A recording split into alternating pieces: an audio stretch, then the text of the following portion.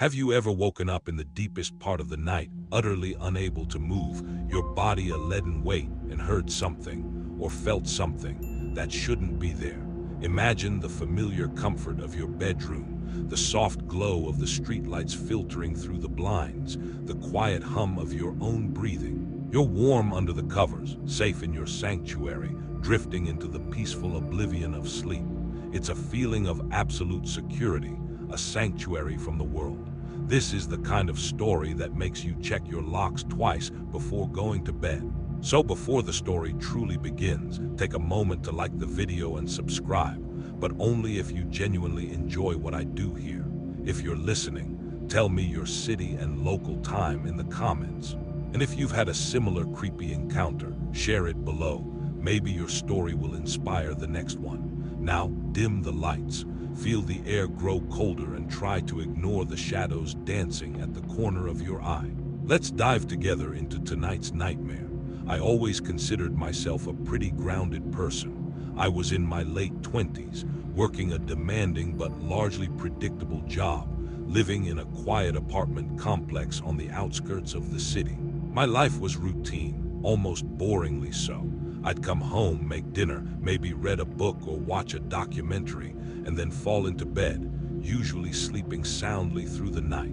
I never had nightmares, rarely remembered my dreams at all. My sleep was a deep, uninterrupted void, and I appreciated it. That changed, though, in the spring of last year. It started subtly, almost imperceptibly, as these things often do. I remember vividly the first night it truly took hold. I'd gone to bed feeling a little more stressed than usual. A big project at work was nearing its deadline, but nothing that I thought would disrupt my sleep significantly. I drifted off easily enough, a typical Friday night after a long week. Then, sometime in the early hours, I woke up, or at least I thought I did.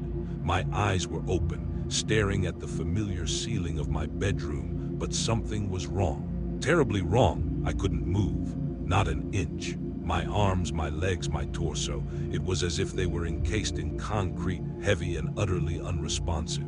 Panic, cold and sharp, immediately began to claw its way up my throat. I tried to scream, to call out, even just to make a sound, but my vocal cords were frozen, useless. All that came out was a faint, desperate grunt, trapped somewhere in my chest. My breathing was shallow and ragged. It felt like an elephant was sitting on my chest, pressing the air out of my lungs. This wasn't a nightmare. I was acutely aware of my surroundings. I could see the digital clock on my bedside table, its red numbers glowing faintly. 3:17 a.m. I could hear the distant drone of traffic from the highway, the faint hum of my refrigerator in the kitchen. Every detail of my room was exactly as I'd left it. It was real. I'd read about sleep paralysis before, of course. News articles would pop up occasionally, or a science show would touch on it. I knew it was a phenomenon where your brain wakes up before your body does, leaving you conscious but temporarily immobilized. Sleep paralysis is actually a common phenomenon, affecting about 7.6% of the general population at least once in their lives. I tried to rationalize it, to tell myself it was just my brain misfiring, a simple hallucination brought on by the terror of being unable to move. But even as I tried to calm myself with logic, an instinctive fear, far deeper than mere scientific explanation, began to bloom in my chest. It wasn't just the paralysis, it was the feeling, the chilling, undeniable sensation of not being alone. My bedroom, usually a haven, suddenly felt vast and menacing, its familiar shadows stretching into unrecognizable forms. There was something in the room with me. I couldn't see anything specific, not yet, but I could feel it. A profound, heavy presence that felt like static electricity in the air, raising the hairs on my arms. It was watching me. A prickle ran down my spine, independent of my logical attempts to dismiss it. My eyes, though wide open, were stubbornly fixed on the ceiling. I wanted to avert them, to scan the room, but I couldn't. It was like my head was glued to the pillow. The pressure on my chest intensified, not physically, but spiritually, if that makes sense. It felt like an invisible weight pressing down on my very essence. my breath hitched in my throat. Then, out of the corner of my vision, where the wall met the ceiling, near the closet door, a shadow seemed to deepen. It wasn't a sharp outline, more like an absence of light that was darker than the natural darkness. My eyes tried to dart towards it to confirm what I was seeing, but they remained locked. The shadow pulsed, almost imperceptibly. It wasn't the play of moonlight or the usual way my clothes piled up in that corner. This was different, deliberate. It was defined by its unnatural stillness. The fear escalated from a dull throb to a full-blown scream trapped behind my clenched teeth. My heart hammered against my ribs, a frantic drum in the silence. The air grew perceptibly colder around me, even though my window was closed and there was no draft. It felt as though something was actively draining the warmth from the room. I strained every muscle, every fiber of my being, attempting to break free. I wanted to thrash, to roll out of bed, to run, but my body remained a rigid, unresponsive shell. As my terror mounted, the shadow in the corner seemed to solidify, to gain definition. It was tall, impossibly thin, and stood absolutely motionless. It wasn't just a shadow anymore. It was a figure, a silhouette of something that wasn't human. I couldn't make out any features, no face, no eyes, just an upright, dark mass, utterly absorbed in its silent observation of me. It was exactly where the old, ornate floor lamp I'd inherited from my grandmother usually cast a long, comforting beam across the room. Now, it was just a deeper void. The realization hit me with the force of a physical blow. This wasn't just sleep paralysis. This wasn't a dream. Something was truly present, truly watching from the corner. My rational mind screamed for an explanation, for a way to dismiss it, but my raw, primal instinct knew better. This was real, and it was terrifying. The figure remained still, but I could feel its gaze, a suffocating weight that pinned me to the bed more effectively than any physical restraint. Its presence filled the room, pressing in on me from all sides, suffocating my attempts to breathe. I waited, paralyzed and helpless, for what felt like an eternity. The only sound was the frantic thumping of my own heart in my ears. Then, as abruptly as it began, the paralysis lifted. My limbs were mine again. My breath came in gasps, and I could move. I instantly bolted upright, my body screaming with adrenaline. My eyes darted to the corner of the room where the shadow figure had been. Nothing, just the familiar empty space, the muted outlines of my closet, the wall, the floor lamp. The room was exactly as it had been, bathed in the faint, non-threatening light of dawn filtering through the blinds. The air, however, still felt heavy, charged with a lingering chill that wasn't there before. I scrambled out of bed, my legs wobbly, and turned on every light in the room, then in the apartment. I checked the locks on my front door, my windows. Everything was secure. My mind raced, trying to reconcile the vivid, terrifying experience with the mundane reality of my empty apartment. Was it a dream? A nightmare so potent it felt real? Or was it something more? The rational part of my brain insisted on the former, dismissing it as a stress-induced episode. But the primal fear, the one that had gripped me so tightly, whispered a different truth. It wasn't a dream. It had been real. And a part of me, a deep, unsettling part, knew this wouldn't be the last time I encountered the stillness and the cold, unblinking gaze of whatever had been watching from the corner. After that first terrifying incident, I spent the rest of the night wide awake, huddled on my couch, the lights blazing throughout the apartment. My mind was a whirlwind of frantic thoughts, trying to make sense of something that defied all logic.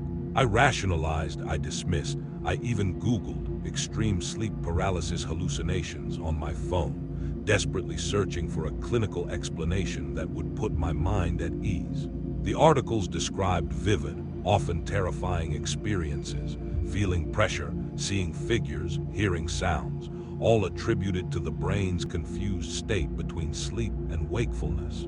It was comforting in a way to know that others had similar experiences, that I wasn't entirely losing my mind. But deep down, the lingering chill, the undeniable presence I had felt, refused to be neatly categorized as a mere neural misfire. For a few nights I slept fitfully, if at all. I tried going to bed earlier, later, changing my routine, hoping to break whatever pattern had triggered that first episode. I even invested in a new, heavier set of curtains, trying to make the room feel more secure, darker. Ironically, the darkness sometimes felt like a blanket, sometimes a vast, unfathomable ocean. I avoided looking at the corner where the shadow had been, even in broad daylight, a ridiculous superstition that offered no real comfort. My rational mind kept trying to win the battle against the primal fear. I reminded myself of the countless times I'd slept soundly in that very room, of the mundane reality of my life. I started exercising more, trying to tire myself out, hoping that sheer exhaustion would guarantee a dreamless, undisturbed slumber. For a short while it seemed to work. A few nights passed without incident, and I began to breathe easier, convincing myself it had indeed been an isolated, stress-induced anomaly. My sleep paralysis, I told myself, was simply a severe case of a common condition. Then came the second time, and the third, and the fourth. It always happened in the dead of night, usually between 3 and 4 a.m., a time when the world feels most silent, most vulnerable. The sequence was always the same. I would wake up, eyes open, entirely conscious but utterly paralyzed. The familiar crushing weight on my chest would return, making every breath a shallow, strained effort. And then the presence. It wasn't just a lingering feeling anymore. It was an active, suffocating awareness that I was not alone. My eyes, locked forward, would inevitably catch it. The figure, in the exact same corner, where the wall met the ceiling, near the closet door, just above the old, empty floor lamp. It was always there. Tall, thin, and utterly devoid of detail, like a cutout of pure darkness against the slightly less dark room. No discernible features, no clothing, just a vaguely human-like silhouette, patiently standing, watching. It never moved, never made a sound, never seemed to shift its weight. It was like a statue carved from shadow, a silent, ominous sentinel. The regularity of its appearance was what truly began to chip away at my sanity. If it were just random hallucinations, surely they would vary. Take different forms, appear in different places. But this was consistent, too consistent. It felt deliberate, like a repeated visitation, a scheduled appointment with terror. Each time, the fear was just as intense, just as suffocating. I would struggle, I would fight against the paralysis, my mind screaming, begging for release, for movement, for escape. But the cold, invisible force held me captive, forcing me to endure its silent, unblinking surveillance. The idea that something watches from the corner became my personal nightmare mantra. One night, as I lay trapped, staring at the motionless figure, a new element was introduced. It was subtle at first, so faint I almost dismissed it as my own frantic heartbeat or the blood rushing in my ears. A sound, or rather, a collection of sounds. They weren't distinct words, not at all, just a low, continuous murmur.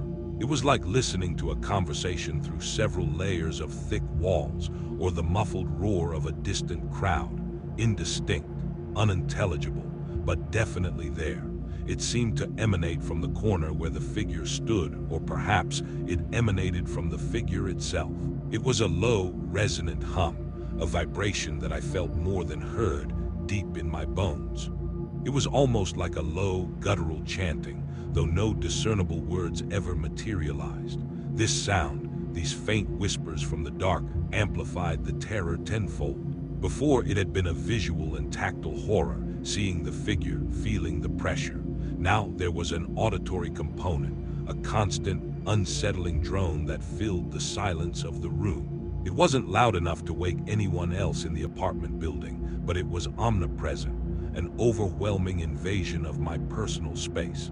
I tried to focus, to discern words, to understand the source, but it remained elusive, a chaotic jumble of low frequencies and static.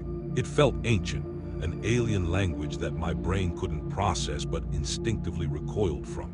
Human brains are wired to find patterns, to make sense of things, but this sound defied all attempts at interpretation. It was pure, unadulterated noise, yet deeply unsettling. My rational mind, fighting a losing battle, tried to convince me it was tinnitus, or perhaps the refrigerator hum amplified by my heightened state of panic. But my gut instinct screamed otherwise. These were not benign sounds. They were malevolent, the background noise of something profoundly wrong. The frequency of these episodes began to increase. From once a week, it progressed to 2 or 3 times. Sometimes, I would manage to fall back asleep for a few hours, only to be dragged back into the paralysis, the figure, and the whispers. My waking hours became a blur of exhaustion and creeping paranoia. I started avoiding sleep, finding excuses to stay up late, dreading the moment I would have to close my eyes. My work suffered, my relationships became strained, as I became increasingly withdrawn and irritable. I stopped inviting friends over, the thought of someone else being in my apartment near that corner, filling me with an irrational dread. I'd find myself staring at that empty corner during the day, scrutinizing it, almost expecting the shadow to coalesce even in the sunlight. Was I projecting? Was I inducing these episodes through sheer anxiety? One afternoon, I was cleaning my room, trying to re-establish a sense of order and normalcy. As I moved the flimsy floor lamp away from the corner to vacuum, I noticed a subtle discoloration on the wallpaper behind it, almost like a faint, damp stain, though it felt dry to the touch. It was shaped vaguely like a very thin, vertical streak, darker than the surrounding beige. It hardly seemed significant at the time, but it was just where the figure usually stood. I dismissed it as old wear and tear, or maybe a previous tenant's mark. But a tiny, unsettling voice in the back of my mind wondered if it had always been there. The ambiguity was agonizing. Was I descending into a form of psychosis? Was the stress, the lack of sleep, finally breaking me? Or was there genuinely something here, something beyond my comprehension, beyond the veil of normal existence? Each time I woke up, gasping for air, bathed in a cold sweat, the memory of the shadow and the whispers was as vivid as if they were still present. The line between reality and hallucination, between nightmare and waking terror, was blurring with terrifying speed. I felt like I was losing control, not just of my sleep, but of my entire perception of reality. The corner of my room, once a trivial detail, had become the focal point of a terror that was slowly, inexorably consuming my life. And I knew, with a horrifying certainty, that the whispers were not just in my head. The escalating frequency of the sleep paralysis episodes, coupled with the unnerving consistency of the shadowy figure and its constant, unintelligible whispers, began to warp my entire existence. My days became a desperate attempt to function on minimal, fractured sleep, while my nights were a terrifying descent into immobilization and fear. The exhaustion was profound, a heavy cloak that settled over me, dulling my perceptions and making every task feel monumental. I was constantly on edge, my nerves frayed, my concentration shattered. Simple things, like holding a conversation or focusing on a spreadsheet at work, became Herculean efforts. I started making silly mistakes, forgetting appointments, misplacing things, all symptoms of chronic sleep deprivation that psychologists often describe. This was my grounding detail, the tangible proof that my ordeal wasn't just in my head, but affecting my physical and mental well-being in measurable ways. But the most terrifying development was the blurring of lines between my night terrors and my waking reality. At first, it was subtle. I'd be sitting on my couch, reading, and a sudden, inexplicable chill would sweep through the room, raising goosebumps on my arms, even if the windows were closed and the heater was on. It was like a cold spot, an island of unnatural frigidity that would appear and dissipate just as quickly. I tried to dismiss it, attributing it to faulty insulation or a draft I couldn't locate. Then came the fleeting shadows. Out of the corner of my eye, I'd catch a glimpse of something dark and tall, darting across the hallway or just beyond my peripheral vision. I'd whip my head around, heart hammering, only to find nothing but the empty wall, the familiar furniture. It was always just outside my direct line of sight, always too quick to confirm. My mind, desperate for a rational explanation, blamed tired eyes, visual fatigue, or the play of light from the window. The whispers from the dark also started to bleed into my waking hours, very, very faintly. It was never loud enough to pinpoint, never distinct enough to decipher. Sometimes, when the apartment was absolutely silent, I would hear it, a low, almost subliminal murmur, like multiple voices speaking at once, muted and distant. It was always at the very edge of my hearing, easily dismissed as the hum of the refrigerator, the faint sounds from my neighbors, or even the blood rushing in my ears. But I knew it wasn't any of those things. It was the same chaotic, unintelligible drone I heard during my sleep paralysis episodes, now echoing faintly in the silence of my waking world. It was a constant, insidious reminder that whatever was in my bedroom wasn't confined to the hours of darkness. It was here with me all the time. My apartment, once my sanctuary, began to feel like a cage. I started leaving lights on, even during the day, a futile attempt to dispel the shadows that I felt were constantly lurking. I became hyper-aware of the corner in my bedroom, perpetually glancing at it, half expecting the figure to suddenly materialize even in full daylight. My paranoia grew exponentially. I would meticulously check every closet, look behind every curtain, convinced that if I just looked hard enough, I would find proof. I started noticing small, impossible things. A book on my shelf would be slightly ajar, though I distinctly remembered pushing it back. A picture frame on my dresser would be tilted at an odd angle. Microscopic things that individually could be explained away as my own absent-mindedness or the settling of the building.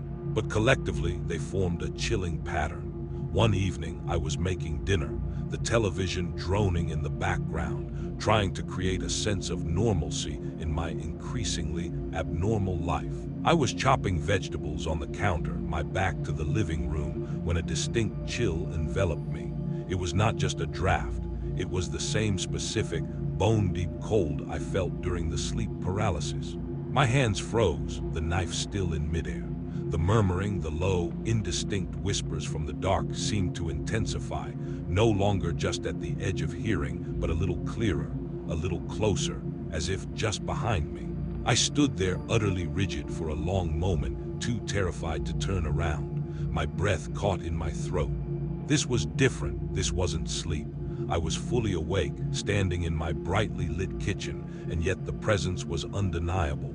Slowly, my heart pounding a frantic rhythm against my ribs, I turned. My eyes swept across the living room, the couch, the coffee table, the television still playing a benign sitcom. Nothing seemed amiss. No shadowy figure, no obvious source of the freezing cold or the whispers. I let out a shaky breath, telling myself it was just exhaustion, or perhaps a sudden drop in my blood sugar. But then, as my gaze moved towards the hallway that led to my bedroom, I saw it, just for a split second. A distortion in the air, a ripple in the fabric of reality directly in front of my bedroom door. It was like heat haze rising from asphalt on a hot day, but it was cold, and it held a vague, tall, slender outline. It lasted no more than a blink, a mere flicker, but it was enough. It was undoubtedly the figure, or at least its influence, manifesting in my waking world. I didn't scream. I couldn't. All the air seemed to have been sucked out of my lungs.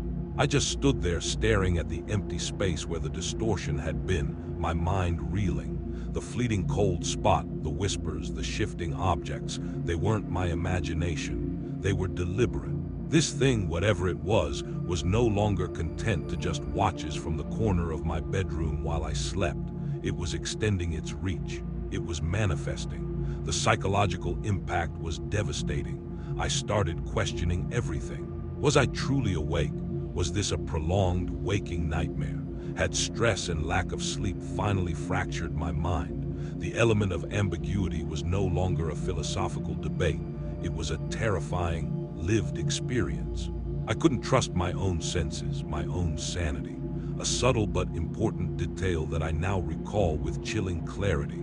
I had a habit of always leaving my bedroom door slightly ajar at night, just a few inches, to let the air circulate. After the first few sleep paralysis episodes, I began to close it completely before bed, hoping to create a physical barrier, however flimsy. But now, after that incident in the kitchen, I started finding it open again in the mornings, sometimes fully ajar, sometimes just a crack. I always dismissed it, blaming an earthquake tremor, we live in a minor seismic zone, or my own forgetfulness. But the memory of that rippling distortion in the hallway, directly in front of the door, made my blood run cold. This foreshadowing detail, so minor at the time, now felt profoundly sinister. The thought of moving, of escaping the apartment, crossed my mind constantly, but the idea felt almost futile. What if it wasn't tied to the apartment? What if it was tied to me? This terrifying question gnawed at me. The fear was no longer confined to the night. It was a constant, suffocating companion that clung to me throughout the day, a chilling presence that followed me from room to room. I was living in a perpetual state of dread, waiting for the next manifestation, the next sign that the barrier between my reality and whatever this entity was crumbling entirely. My sleep paralysis was no longer just a medical condition, it was a doorway, and whatever was on the other side was starting to step through. The realization that the entity was no longer confined to my sleep paralysis, but was now subtly encroaching on my waking hours, plunged me into a new depth of terror. The faint whispers, the cold spots, the fleeting shadows, the subtle shifts of objects in my apartment. They were no longer isolated incidents, but clear, unsettling signals that something was actively present. My once rational mind, now battered by sleep deprivation and persistent fear, began to accept the horrifying truth. I was being haunted, or perhaps hunted. The ambiguity about my sanity was still there, a thin thread I clung to, but it was fraying rapidly. Was I going crazy, or was it making me think I was going crazy? Desperation set in. I knew I couldn't continue living like this. I needed answers, something concrete that could explain, confront, or even banish whatever was tormenting me. My first thought was to seek professional help. I considered seeing a therapist, but the thought of trying to explain sentient shadow figures and ancient whispers from the dark to a skeptical psychologist filled me with dread. They'd likely prescribe medication, diagnose me with a stress-induced psychotic break, and I'd be back to square one, only now with a medical label. I needed something more unconventional, something that acknowledged the possibility of the impossible. I started spending every waking moment I wasn't at work poring over anything I could find online. I dove deep into forums dedicated to the paranormal, sleep paralysis experiences, cryptids, folklore, and even ancient religious texts. I searched for keywords like shadow people, night terrors entity, things that watch from the corner, hoping to find a similar account, a shared experience, a solution. The internet, a vast ocean of information and misinformation, became my desperate quest for a lifeline. I read stories from people who claimed to have seen similar figures, often accompanied by feelings of dread and immobilization. Some called them Hat Man figures, others negative entities or demons. The variety of interpretations was overwhelming, but the consistent descriptions of the shadowy, unmoving presence resonated deeply with my own terrifying encounters. I noted a common thread. Many people reported feeling a profound sense of malice emanating from these entities. I tried various folk remedies and spiritual protections I stumbled upon. I placed salt lines across my windows and doors, a surprisingly common suggestion across different cultures. I burned sage, filling my apartment with the acrid smoke, hoping to cleanse it of any negative energy. I even bought a crucifix, despite not being particularly religious, and hung it above my bed, a desperate plea for divine intervention. My rational self scoffed at these rituals, but a part of me, the part that was truly terrified, hoped against hope that they might offer some protection. Of course, none of them worked. The cold spots still appeared. The faint whispers still echoed in the silence, and the subtle visual distortion still flickered in my peripheral vision. The entity remained, unbothered, perhaps even amused. This failure was a crucial foreshadowing detail.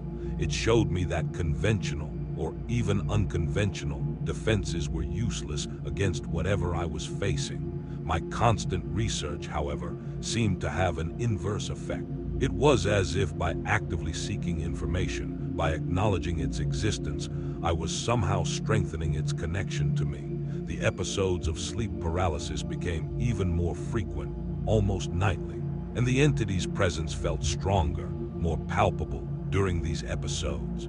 The whispers, which had previously been indistinct murmurs, started to gain a horrifying clarity.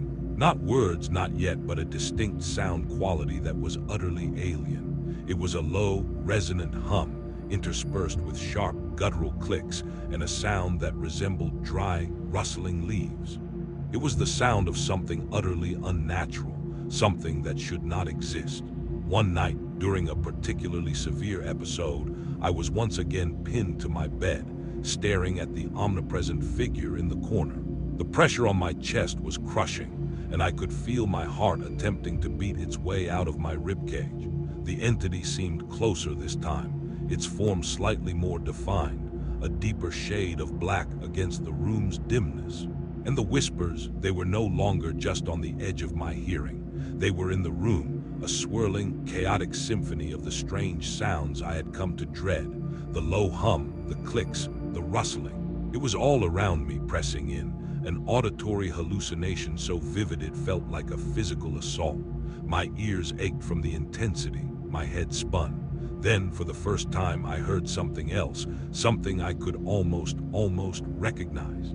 Amidst the chaos of the alien sounds, there was a faint, high-pitched hissing, like air escaping from a ruptured tire, or perhaps a snake. It wasn't words, but the sound was undeniably directed at me.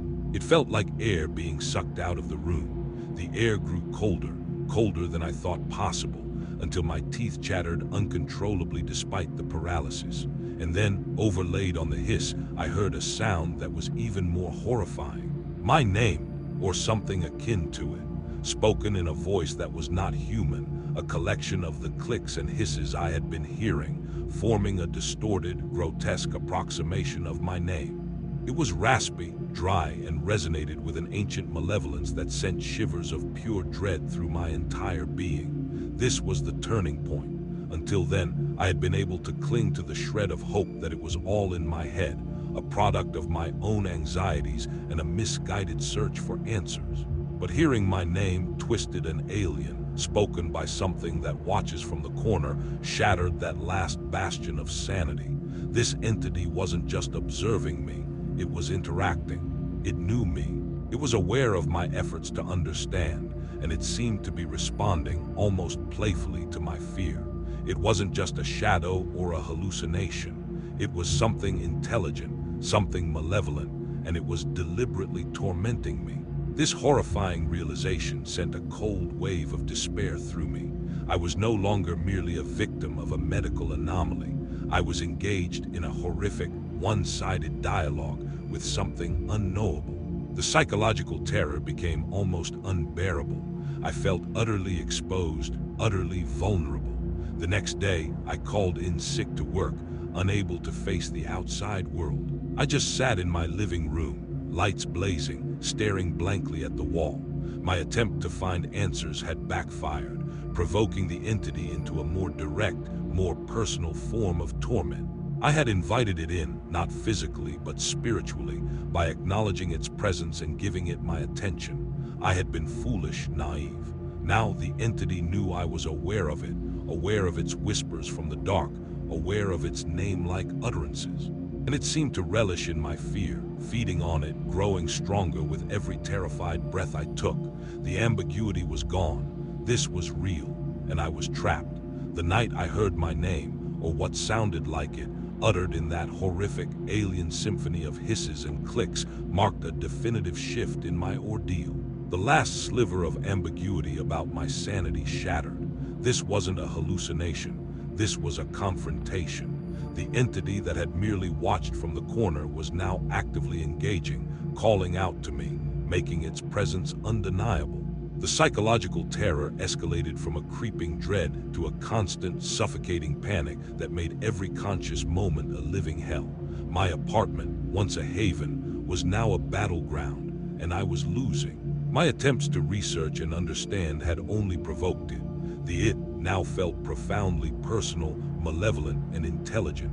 I stopped trying to find answers online, stopped trying to research remedies. It felt futile and honestly dangerous. I was feeding it, giving it more fuel for its torment. Instead, I resorted to desperate, almost childlike measures.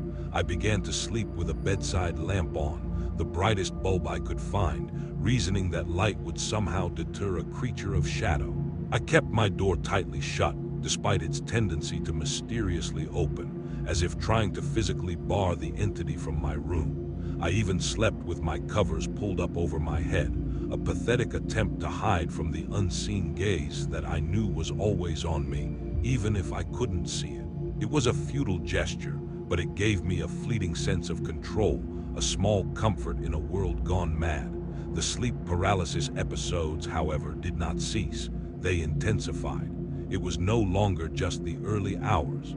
Sometimes I would find myself paralyzed just as I was drifting off to sleep, or even in the late afternoon if I dared to take a nap. Each time, the scenario was the same, but worse. The pressure on my chest was more suffocating, the cold more biting, the paralysis more absolute, and the figure in the corner, it was changing, slowly, subtly, but undeniably. It was still a tall, impossibly thin silhouette, a void in the darkness, but where it had once been completely featureless, now, during these heightened episodes, I began to perceive vague details. A head that seemed to tilt, as if observing me with intense curiosity. Shoulders that seemed to broaden, giving it a more imposing, almost muscular appearance despite its overall thinness. And the faintest, almost imperceptible red gleam, deep within the void where its head should be. Like distant embers or the eyes of a predator reflecting light in the dark. And the whispers, oh, the whispers from the dark.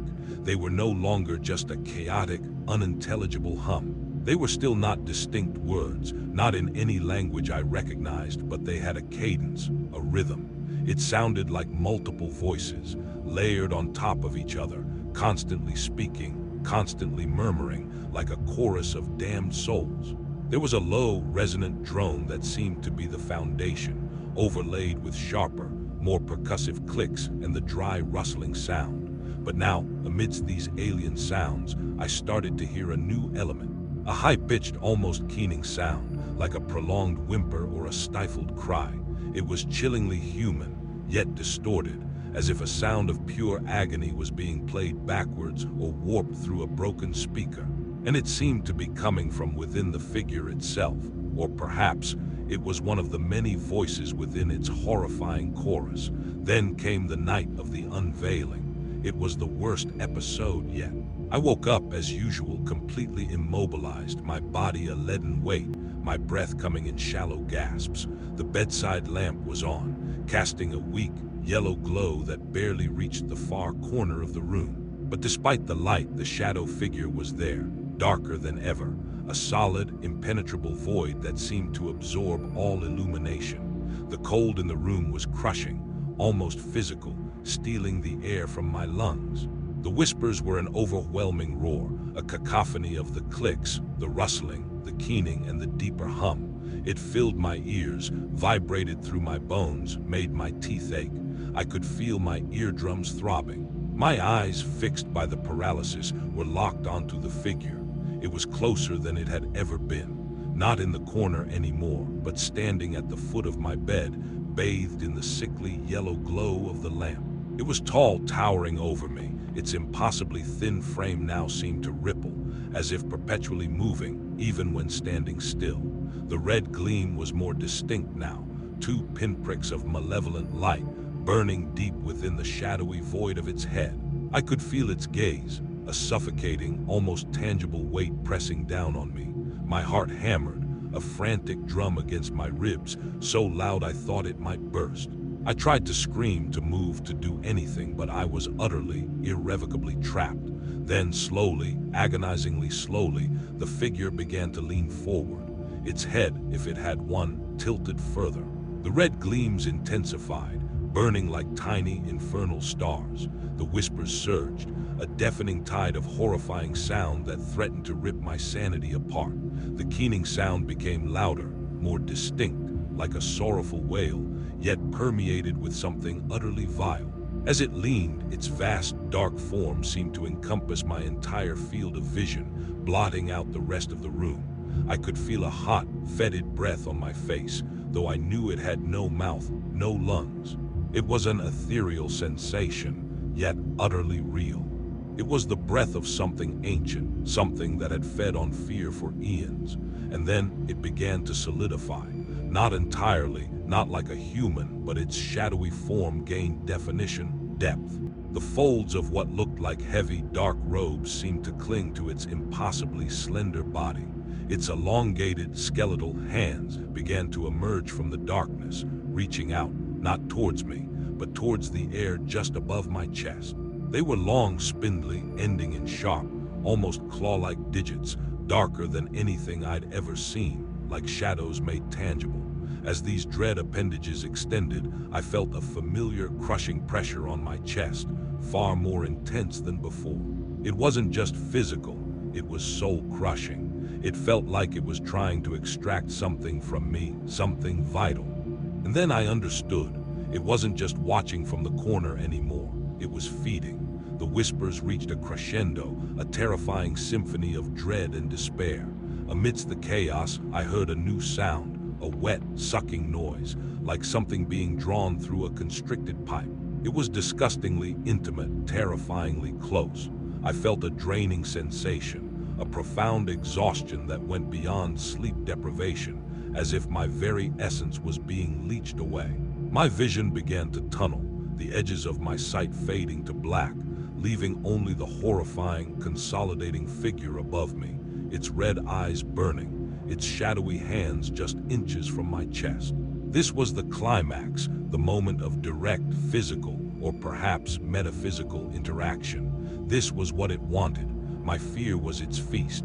For what felt like an eternity, I lay there, helpless, being consumed. The keening wail from within its form intensified, now sounding more like a triumphant shriek. The ancient whispers swirled around me, a dark current dragging me down into an abyss. I truly believed I was going to die, or worse, have my soul devoured. My body convulsed slightly, trapped in the paralysis, an involuntary spasm of pure terror. My mind screamed, but no sound escaped. I could feel myself fading, losing consciousness, surrendering to the overwhelming drain. This was it. The ambiguous hints, the fleeting shadows, the haunting whispers, it all led to this moment. Then, as suddenly as it had begun, it was over. The physical crushing weight lifted, the whispers abruptly silenced. The figure, which had been so close, so terrifyingly tangible, receded, melting back into the general darkness of the room, becoming once again just a deeper void in the corner. The red gleams vanished. My vision cleared and I was breathing raggedly, my body shaking uncontrollably. I could move. I scrambled upright, gasping for air, tears streaming down my face, utterly spent. The bedside lamp still cast its weak glow. The room was empty, but I knew better. It was still there. It had simply retreated, satisfied for now. I had faced it, seen its true terrifying nature and survived, but I was not unchanged. Far from it. The night the entity solidified, the night it fed, was the night everything changed irrevocably. I had faced the impossible, stared into the abyss, and somehow I had come out on the other side. But I was not whole. The experience left me profoundly, permanently scarred, a shell of the person I once was. The direct, aggressive encounters stopped after that night. The crushing paralysis, the vivid hallucinations of the shadowy figure looming over me, the visceral feeling of being drained, they didn't recur with the same terrifying intensity. It was as if the entity had taken its fill, satisfied for the time being. The climax had passed, but the absence of direct torment did not bring peace. It brought a new, insidious kind of horror. The constant, gnawing awareness of its lingering presence. The psychological scars were deep, far deeper than any physical wound could ever be. My sleep paralysis episodes became less frequent, perhaps once every week or two, and when they did happen, the presence was weaker, more distant. The shadowy figure would appear fleetingly in the corner of my vision, almost as an afterthought, and the whispers would be faint, easily dismissed as the creaks of the old building or the hum of distant city life. Yet I knew better. I knew it wasn't gone. It had simply retreated to the periphery, waiting. I still live in that apartment. Moving felt futile. What if it was tied to me? What if it would simply follow? The thought was a cold knot in my stomach. Besides, after that night, I was too exhausted, too broken, to even consider the logistics of packing up my life and moving somewhere new. My work suffered irrevocably. I couldn't focus, couldn't concentrate, my mind constantly running through replays of the horror or scanning the room for signs of its return. I eventually had to leave my job, unable to meet the demands of even a routine existence. My social life evaporated. I couldn't bring myself to explain what I'd been through, knowing how insane it sounded. I isolated myself, living in a perpetual state of vigilance. The apartment itself felt different. It was cleaner, meticulously so, as if I could somehow scrub away the lingering psychic residue of the entity. But it also felt colder, perpetually shadowed, even in the brightest sunlight. That faint, damp-looking stain on the wallpaper behind where the shadow figure usually stood in the corner remained, a darker streak against the beige. I never tried to clean it. It was a constant, chilling reminder, almost like a permanent mark left by something utterly unnatural. This was the enduring shadow, a physical manifestation of my enduring psychological trauma. I'd occasionally notice the faint smell of something metallic, like old blood, or something sterile, like stagnant water, just for a moment before it would dissipate. It was never strong enough to confirm definitively, always an element of ambiguity. Was it just my mind playing tricks, or a genuine sensory residue? I still sleep with the brightest lamp on in my bedroom, bathing the room in a harsh, uninviting glow. But it doesn't bring comfort. It just illuminates the empty space in the corner, highlighting the absence of the entity, which is almost as terrifying as its presence. Every night before I close my eyes, I look at that corner. And every morning when I wake up, the first thing I do is look at it again.